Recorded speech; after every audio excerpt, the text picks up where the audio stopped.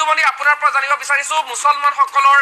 দেখিবলৈ পোৱা গৈছে বৰ্তমান বিশুদ্ধগাৰ আৰম্ভ হৈছে আজিৰ দিনটোৰ প্ৰতিবাদ সাব্যস্ত হৈছে ওয়াকফ আইনত পৰিণত হোৱাৰ পাছতো তেওঁলোকে মোদী বা বিজেপিক ভয় নকৰে মুছলমানকে আল্লাহকে মুছলমানে ভয় কৰে বুলি প্ৰতিবাদ সাব্যস্ত কৰাৰ দৃশ্যাংশ আমি দেখুৱাইছো তাৰ মাজতে এবাৰ খ্ৰীষ্টানক লৈ প্ৰসংগ উত্থাপন হৈছে সঁচাকৈয়ে বিজেপিৰ টাৰ্গেটত খ্ৰীষ্টান নেকি আপোনাৰ পৰা সবিস্তাৰে জানিব বিচাৰিছো নিশ্চয়কৈ চাওক সুমন্ত যেহেতু ৰাষ্ট্ৰপতিৰ অনুমোদন সাপেক্ষে ওয়াকফ সংশোধনী যি বিধেয়ক আছিলে সেই আইনত পৰিণত হৈছে আৰু তাৰ পাছত এতিয়া প্ৰসংগ ওলাইছে খ্ৰীষ্টান প্ৰথমতে যি মুছলমানৰ কথাক লৈ দেশজুৰি ৰাজনীতি উত্তাল হৈ আছিলে এতিয়াও মুছলমানসকলে প্ৰতিবাদ সাব্যস্ত কৰি আছে ওয়াকফ সংশোধনী যি বিল নতুন আইনত পৰিণত হৈছে সেই আইনৰ বিৰোধিতাৰে প্ৰতিবাদ সাব্যস্ত কৰি আছে কিন্তু খ্ৰীষ্টানৰ প্ৰসংগটো কিয় আহিলে খ্ৰীষ্টানৰ প্ৰসংগটো এইটো কাৰণত আহিলে কাৰণ বিজেপিৰ যি স্থিতি বিজেপিৰ যি যেনেকুৱা ধৰণৰ কাৰ্যকলাপ সেই কাৰ্যকলাপৰ পাছত খ্ৰীষ্টান প্ৰসংগটো অহাটো নিশ্চয়কৈ স্বাভাৱিক বিৰোধীয়ে এই বিষয়ত অভিযোগ উত্থাপন কৰিছে যে ওয়াকফ সংশোধনী বিধেয়কৰ বা ওয়াকফ সংশোধনী যি নতুন আইন আছে সেই নতুন আইনৰ জৰিয়তে যিদৰে মুছলমানৰ সম্পত্তিৰ ক্ষেত্ৰত কঠোৰ আইন বিজেপি চৰকাৰে প্ৰণয়ন কৰিলে সেই কঠোৰ আইন নিশ্চয়কৈ খ্ৰীষ্টানৰ ক্ষেত্ৰতো আহিব আৰু যাৰ বাবে ৰাহুল গান্ধী বিৰোধী দলপতি ৰাহুল গান্ধীয়ে প্ৰতিক্ৰিয়া ব্যক্ত কৰিছে বিৰোধী দলপতি ৰাহুল গান্ধীয়ে কৈছে যে ওয়াকফ সংশোধনী যি নতুন আইন আছে সেই নতুন আইন মাত্ৰ এটা সামান্য উদাহৰণে কিন্তু এই ক্ষেত্ৰত খ্ৰীষ্টানক যে টাৰ্গেটত ল'ব সেয়া বিজেপি চৰকাৰে ৰাহুল গান্ধীয়ে সেয়া অভিযোগ উত্থাপন কৰিছে একেদৰে অভিযোগ উত্থাপন কৰিছে শিৱসেনাৰ উদ্ধৱ ঠাকৰে কৈছে যে খ্ৰীষ্টানৰ লগতে আন যিবিলাক সম্প্ৰদায় আছে সেই সম্প্ৰদায়ৰ ভূমিৰ ওপৰতো বিজেপি চৰকাৰে চকু দিয়া বুলি উদ্ধৱ ঠাকৰে অভিযোগ উত্থাপন কৰিছে যেতিয়া সংসদত এই বিষয়টোক লৈ ওয়াকফক লৈ বিতৰ্ক চলি আছিলে ওয়াকফ সংশোধনী বিধেয়কৰ বিৰোধিতা চলিছিলে বিৰোধিতা কৰিছিলে তাৰ পাছতো যেতিয়া আইনত পৰিণত হ'ল তাৰ পাছত এইবাৰ খ্ৰীষ্টানৰ বিৰুদ্ধে যে পদক্ষেপ লয় বিজেপি চৰকাৰে সেয়া এক প্ৰকাৰ অভিযোগ উত্থাপন কৰিছে বিৰোধীয়ে কিয়নো খ্ৰীষ্টানৰ যি মিছনেৰীৰ যি আগ্ৰাসন সেই মিছনেৰী আগ্ৰাসনৰ কথা আপুনি নিশ্চয় ভালকৈ জানে সুমন্ত উত্তৰ পূবকে ধৰি দক্ষিণৰ কেইবাখনো ৰাজ্যত খ্ৰীষ্টান আগ্ৰাসন ক্ৰমাৎ বৃদ্ধি পাইছে খ্ৰীষ্টান ধৰ্মান্তকৰণত প্ৰভাৱ বহু বৃদ্ধি পাইছে গতিকে পাঞ্জাবৰ দৰে স্থানতো কিন্তু খ্ৰীষ্টানে আগ্ৰাসন চলাইছে গতিকে সেই খ্ৰীষ্টানক ৰুধিবৰ বাবে যে কঠোৰ আইন প্ৰণয়নৰ বাবে বিজেপি চৰকাৰ সাজু হৈছে তাৰে এক ইংগিত পোৱা গৈছে RSSৰ যি তথ্য সমৃদ্ধ এখন আলোচনী সেই আলোচনীখন হৈছে অৰ্গেনাইজাৰত RSSৰ লগত জড়িত বহু তথ্য পোৱা যায় সেই আলোচনীখনে এটা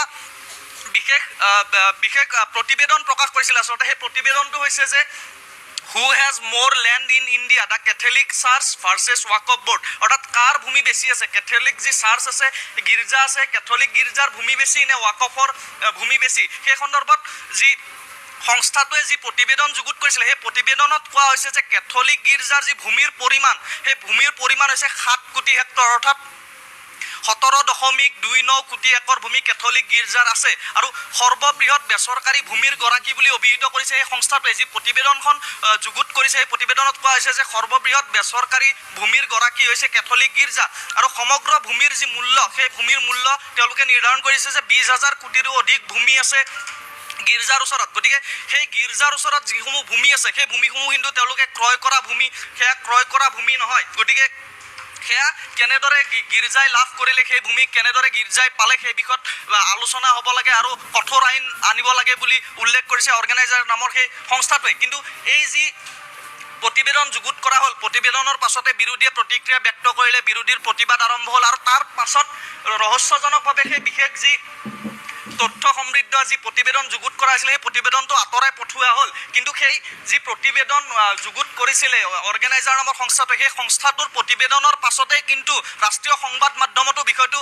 পুংখানুপুংখভাৱে আলোচনা হৈছে ৰাষ্ট্ৰীয় সংবাদ মাধ্যমে বিষয়টো গুৰুত্ব সহকাৰে লৈ উপস্থাপন কৰিছে আৰু বিৰোধীয়েও এই বিষয়টোক লৈ গভীৰ উদ্বেগ ব্যক্ত কৰিছে CPIMৰ নেতা তথা কেৰালাৰ মুখ্যমন্ত্ৰীয়েও প্ৰতিক্ৰিয়া ব্যক্ত কৰি কৈছে যে এয়া অপ্ৰয়োজনীয় আৰু অশুভ ইংগিত পিনাৰায় বিজয়ন যি কেৰালাৰ মুখ্যমন্ত্ৰীয়ে কৈছে যে এয়া অপ্ৰয়োজনীয় কিয়নো কেৰালাত যদি আপুনি চোৱা যায় কেৰালাৰ যি সামগ্ৰিক পৰিস্থিতি কেৰালাত অধিকাংশ খ্ৰীষ্টান ধৰ্মাৱলম্বী লোক আছে গতিকে খ্ৰীষ্টানৰ যি ভূমিৰ অধিকাৰ সেই ভূমিৰ অধিকাৰক লৈ বিতৰ্ক হোৱাটো বিচৰা নাই পিনাৰায় বিজয়নে যাৰ বাবে কৈছে যে এয়া অপ্ৰয়োজনীয় আৰু অশুভ ইংগিত সুমন্ত মই এইখিনিতে এটা কথা উল্লেখ কৰিব লাগিব যদি আমি ইতিহাসৰ কথা কোৱা হয় কেনেদৰে খ্ৰীষ্টানসকলে ভূমি লাভ কৰিলে বা ভূমিৰ অধিকাৰ পালে সেয়া আৰম্ভ হৈছিলে আচলতে ব্ৰিটিছ শাসনকালত কেথলিক গীৰ্জাই বেছিভাগ ভূমি অধিগ্ৰহণ কৰিছিলে সেয়া আছিলে 1927 চনৰ কথা যেতিয়া ব্ৰিটিছ প্ৰশাসনে ভাৰতীয় গীৰ্জা আইন গৃহীত কৰিছিলে আৰু সেই ভাৰতীয় গীৰ্জা আইনৰ জৰিয়তে কিন্তু গীৰ্জাক বৃহৎ পৰিমাণৰ ভূমি অনুদান প্ৰদান কৰা হৈছিলে। ইয়াৰ বহুতো সম্পত্তি মিছনেৰী প্ৰতিষ্ঠান, বিদ্যালয় আৰু ধৰ্মীয় কেন্দ্ৰ স্থাপনৰ বাবে ব্যৱহাৰ কৰা হৈছে। 1947 চনত ভাৰত স্বাধীনৰ পাছত, ভাৰত স্বাধীনৰ পূৰ্বলৈকে কিন্তু এই অনুদান অব্যাহত আছিল, যাৰ বাবে ইমান সম্পত্তিৰ গৰাকী হৈছে খ্ৰীষ্টান যি কেথলিক গীৰ্জা। আৰু খ্ৰীষ্টান কেথলিক গীৰ্জাৰ যি অনুদান, সেই অনুদান অকল ভাৰতৰ পৰাই নহয়, যিহেতু বিশ্বৰ কেইবাখনো ৰাষ্ট্ৰত খ্ৰীষ্টানৰ শাসন চলে, গতিকে খ্ৰীষ্টানৰ বিভিন্ন তেওঁলোকৰ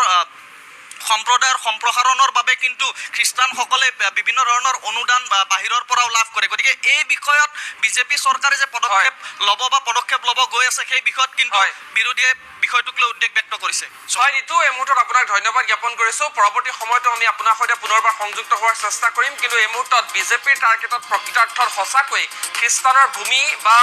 বিজেপিৰ টাৰ্গেটত খ্ৰীষ্টান হয় নে নহয়, সেয়া পৰৱৰ্তী সময়ত লক্ষণীয় হ'ব। চৰকাৰখনৰ কাম কাজৰ ওপৰত সেয়া নিৰ্ভৰ কৰিব। কিন্তু এই প্ৰসংগ যেতিয়া বৰ্তমান উত্থাপিত হৈছে, তাৰ পাছতে তীব্ৰ প্ৰতিক্ৰিয়াৰো সৃষ্টি হোৱা পৰিলক্ষিত হৈছে, কিয়নো মুছলমানসকলৰ ৱাকফ সম্পত্তিক লৈ ইতিমধ্যে আইনত পৰিণত হৈছে ৱাকফ সংশোধনী বিধেয়ক, সেয়া ইতিমধ্যে আইনত পৰিণত হৈছে। আৰু এনে এটা স্পৰ্শকাতৰ সময়তে কিন্তু খ্ৰীষ্টানসকলৰ যি আচলতে অধিকৃত ভূমি, সেই ভূমিক লৈ বিজেপিয়ে কিবা চিন্তা চৰ্চা কৰিছে নেকি, নতুন আইন আহিব নেকি, তাক লৈ উত্থাপন হৈছে বৰ্তমান প্ৰসংগ।